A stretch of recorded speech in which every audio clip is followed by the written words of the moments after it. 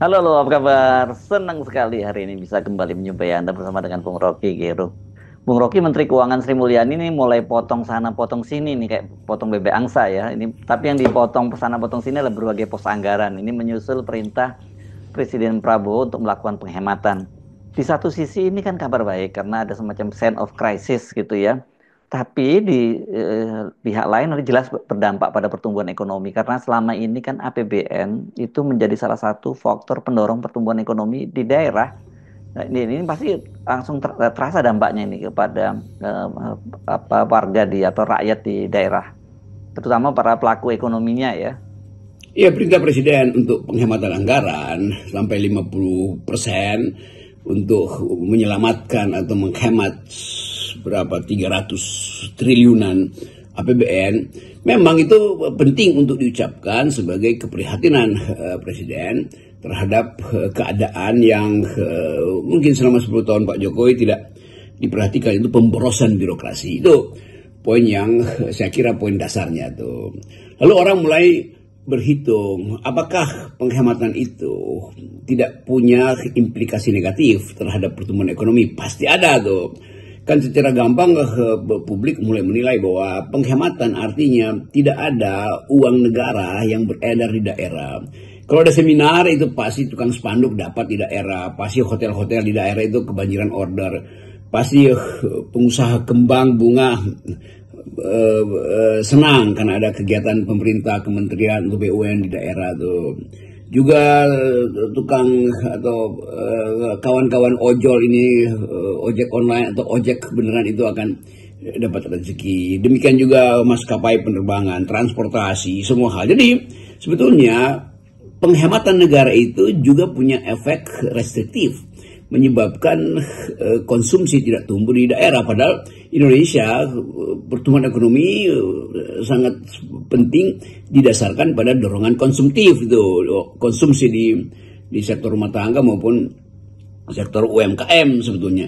Jadi memang ada dilema menghemat, oke, tetapi dengan akibat ekonomi tidak tumbuh karena tidak ada perputaran uang di daerah kan. Jadi teori apa namanya itu, teori makro kebijakan ala Keynesian, yaitu dalam keadaan krisis justru negara mesti state spending, uang negara mesti digelontorkan supaya hidup perekonomian. Walaupun memang ada dugaan bahwa itu uang negara itu mulai dari alat tulis segala macam pasti dikorupsi itu. Tetapi juga harus diperhatikan bahwa efek berhentinya aliran dana kementerian atau kabinet atau pemerintah umumnya ke wilayah-wilayah yang masih mulai membangun industri pariwisatanya, industri seminarnya, industri dasar untuk menghidupkan UMKM di daerah-daerah yang biasanya dapat rezeki karena seminar, BIMTEK segala macam itu demikian juga universitas yang seringkali jadi penyelenggara BIMTEK, mereka dapat anggaran. Kalau itu dipangkas, itu artinya pertumbuhan ekonomi di daerah juga akan mandek atau terhalang. Jadi kalau menurut Anda ada implikasi terhadap bergeraknya roda perekonomian di daerah, ya berarti ada ekonomi daerah juga nggak tumbuh gitu ya. Banyak juga orang yang kehilangan penghasilan, mulai dari pelaku industri wisata, hotel, transportasi dan sebagainya, termasuk pesawat tadi ya Anda sebutnya begitu. Apa dong yang harus dihemat dan dipangkas kalau begitu? Sebagian masyarakat kita justru lebih kritis lagi, menginginkan supaya penghematan itu harusnya berimplikasi pada perampingan kabinet, kan itu intinya. Jadi kalau misalnya kabinetnya besar banget sehingga perlu 5-7 menko, itu artinya kan biaya birokrasinya besar. Kalau kabinetnya ada 100 orang yang menjalankan pemerintahan, itu artinya tidak efisien juga. Jadi tuntutan penghematan juga harus diperlihatkan oleh Presiden Prabowo. Mumpung ada kesempatan untuk reshuffle, ya pangkas saja juga separuh. Kalau anggaran dipangkas 50% yang mengakibatkan geliat ekonomi di daerah itu tidak tumbuh, ya pangkas saja sekalian biaya birokrasi, biaya pemerintahan yang membengkak itu akibat membengkaknya kabinet. Pangkas juga 50% misalnya kabinetnya, kan lebih masuk akal, itu lebih mudah diterima aspek keadilannya tuh. Jadi publik akan melihat, oke, kami bayar pajak, tapi kami tidak dapat limpahan proyek dari pemerintah dalam bentuk aktivitas daerah, kalau ada seminar, ada perjalanan dinas.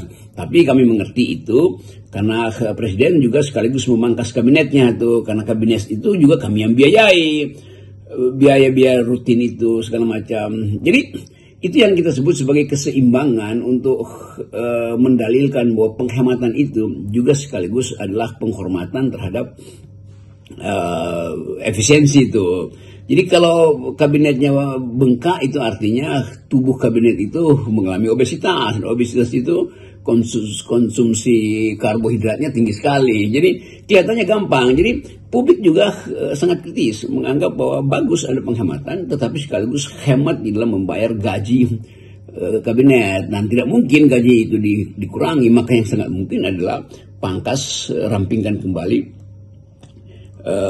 kabinet. Dan perampingan itu justru momentumnya ada karena presiden bisa langsung evaluasi mana menteri-menteri yang sebetulnya tampilan awalnya itu ya hanya karena kepentingan untuk memenuhi kuota hakim plus, maka ditaruh menteri-menteri di situ yang tidak bermutu. Ya mungkin memang 70% tidak bermutu karena kapasitas untuk membayangkan Indonesia ke depan itu nggak pernah kita dengar dari menteri-menteri ini kan. Jadi menteri nunggu ada uang dari pajak rakyat, dari pendapatan non pajak dan segala macam pungutan retribusi itu. Tapi itu tidak cukup. Jadi sekali lagi publik menginginkan ada rasionalisasi di dalam kabinet. Yang paling penting bentuk rasionalisasi adalah perampingan. Perampingan artinya ada reshuffle. Reshuffle artinya ada yang diberhentikan. Kira-kira itu yang diinginkan publik. Kita hanya membaca bagaimana persepsi publik terhadap borosnya kabinet hari ini.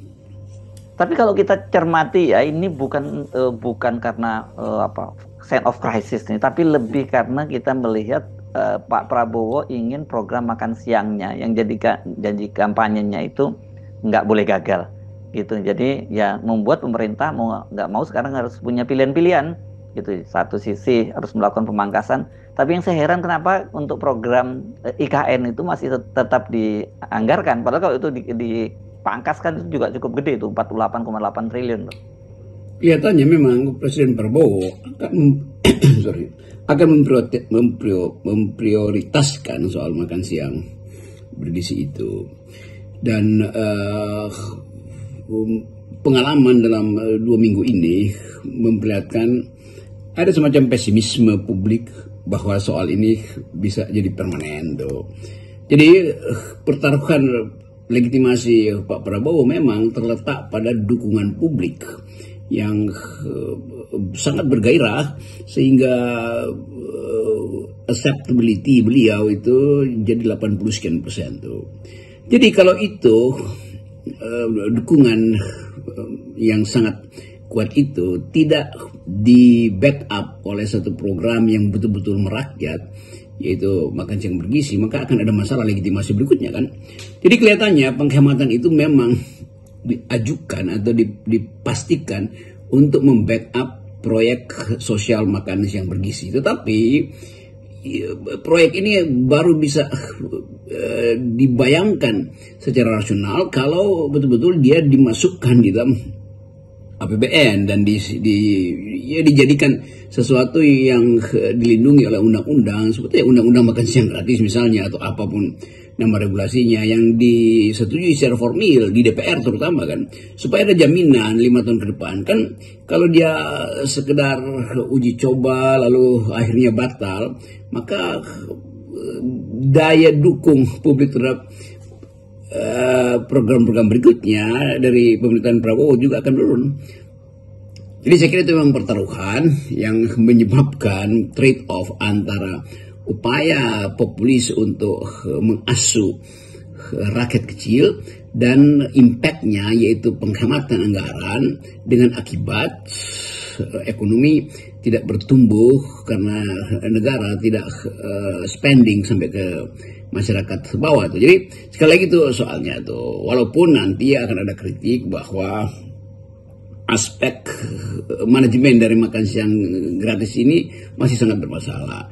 Mungkin bisa dikembalikan pada emak-emak, sehingga emak-emak yang membuat dapur lalu terjamin hasilnya itu buat anak-anak yang dibayangkan akan menjadi bonus demografi oleh emak-emak sendiri kan.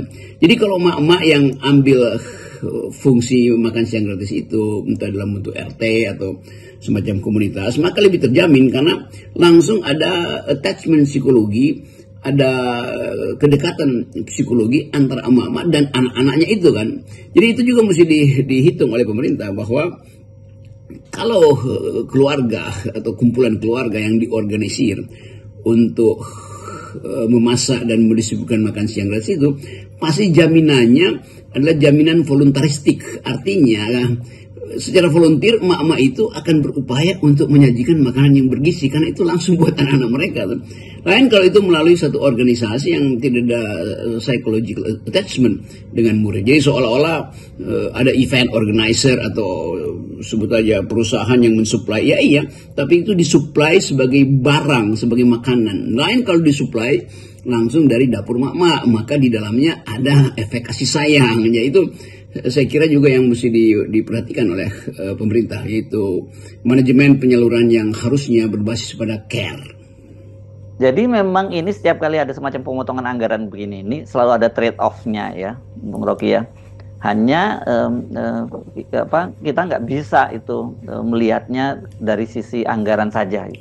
Kita bisa pahami bahwa ada kesulitan ekonomi sehingga ada penghematan. Kita bisa pahami bahwa Presiden Prabowo tidak ingin kehilangan popularitas kalau tidak menyentuh masyarakat bawah. Tetapi sekali lagi konsekuensi dari pilihan-pilihan itu ada trade off-nya, yaitu kelas menengah kehilangan pendapatan, dan karena itu kemampuan daya beli masyarakat menengah ini tidak lagi senormal yang mereka konsumsi. Mereka akan mengurangi konsumsi. Demikian juga produsennya, mungkin warteg-warteg akan mengecilkan porsinya karena tidak mungkin menaikkan harganya.